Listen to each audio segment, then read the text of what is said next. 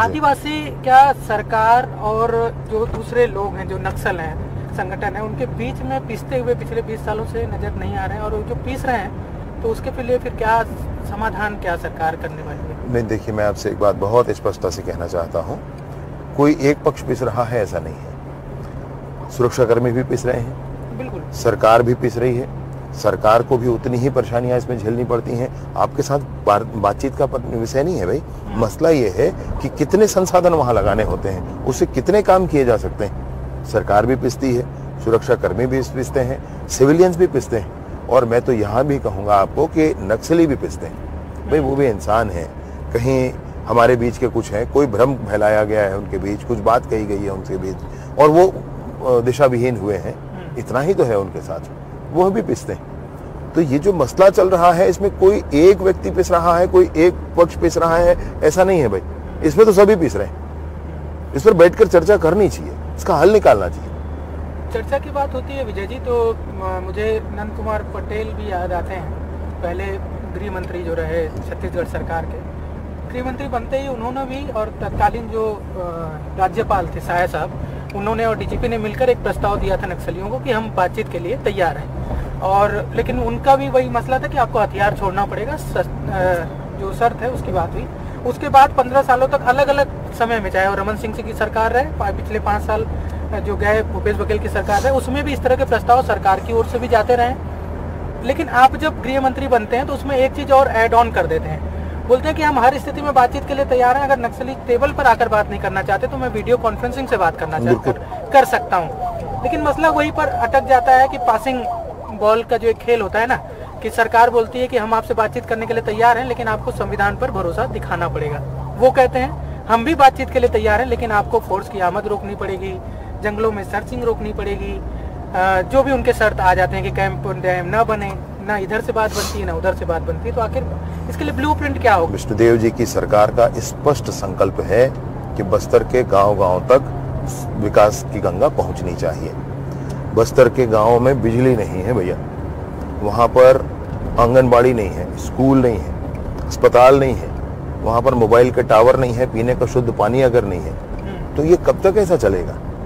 ये क्यों नहीं पहुंचना चाहिए वहां पर? उसको पहुंचने से कोई क्यों रोकेगा? मैं तो ये नहीं समझ सकता हूँ।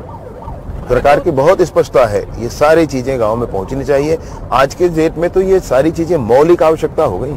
आपसे मैं निवेदन पूर्वक यही कहना चाहता हूं कि आखिर नक्सली चाहते क्या है, उनको ये स्पष्ट करना चाहिए। अगर वो विकास चाहते हैं वहां के, तो वही तो सरकार भी चाहती, अंतर क्या हुआ? और अगर वो किसी और तरह से सोचते हैं, जंगल का संसाधन है कि ये है, तो जल, जंगल और जमीन, ये जो शब्द है ये हमारे भी हैं भाई। हम भी चाहते हैं कि आदिवासियों के हक हैं, इसमें कौन मना करता है?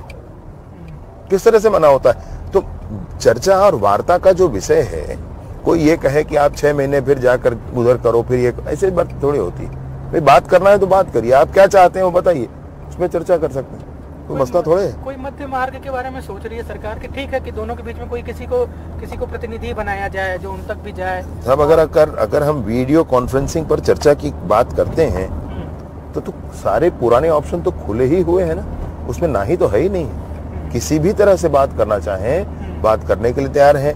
पूरा समूह नहीं, एक छोटा समूह बात करना चाहे, सरकार बात करने के लिए तैयार है। व्यक्ति भी बात करना चाहे तो सरकार विनम्रता से हाथ जोड़कर बात करने के लिए तैयार है। सिर्फ बात यह है, खून खराबा खत्म होना चाहिए। चांदा बेटा एक समय में नक्सलियों का ट्रेनिंग सेंटर भी कहा जाता रहा, आपकी बात तो जानकारी में हो गई। विकास कैंप वहाँ तक पहुँच चुका है, सड़कें भी बन चुकी हैं, पटेल पारा है वहाँ तक, लेकिन एक और भी उसका पारा है, टिंडरा पारा। वहाँ पर पानी अभी भी एकदम, मतलब आप पानी की तस्वीरें हमारे दर्शक देख रहे हैं, लगातार 2-3 दिन से वो खबरें चल रही हैं हमारे यहाँ। जो पानी हम ना, मतलब अब जानवर को नहीं पिलाना चाहेंगे, वो पीने के लिए मजबूर है। समय लगता है भैया। पहले हमारी प्राथमिकता है नए कैंप जो लगाए जा रहे हैं, नियद नीलानार जो सरकार की योजना अभी सरकार ने लाई है, वो नए कैंपों तक की है। नए कैंपों में पहले उसको इम्प्लीमेंट करेंगे, पुराने कैंपों में बाद में किया जाएगा, और पूरे बस्तर में एक साथ उसको करना है। ये जो चिंता है, ये सिर्फ रायपुर में बैठे किसी सरकार की चिंता है क्या? ये चिंता सबकी चिंता होनी चाहिए। जब एनकाउंटर होते हैं तो फिर आरोप लगते हैं कि कई सारे फर्जी मुठभेड़ हो गए, नक्सल के नाम पर आदिवासियों को गिरफ्तार कर लिया गया, उनको गोली मार दी गई। जो कहीं गतिविधियों में संलग्न है उस पर ही तो कार्रवाई होती है। ऐसा बिल्कुल नहीं होता है। ऐसे कह देना जबरदस्ती का इशू बनाना होता है। शहरों में बैठ करके जबरदस्ती बयान जारी करके लिख करके कुछ भी कहना होता है, ये बिल्कुल गलत है। बस्तर के विकास के लिए ब्लूप्रिंट क्या है? सुरक्षा के साथ साथ विकास की अगर हम बात करें तो माननीय विष्णुदेव साय जी की सरकार ने बहुत स्पष्टता के साथ सारे विषयों का निर्णय किया है। एक अच्छी पुनर्वास नीति भी सारे नक्सली साथियों के लिए, उनके जितने साथी हैं उनमें से व्यक्तिगत कोई आए, कोई छोटा समूह आए, कोई बड़ा समूह आए, वो भी लेकर आने वाली है।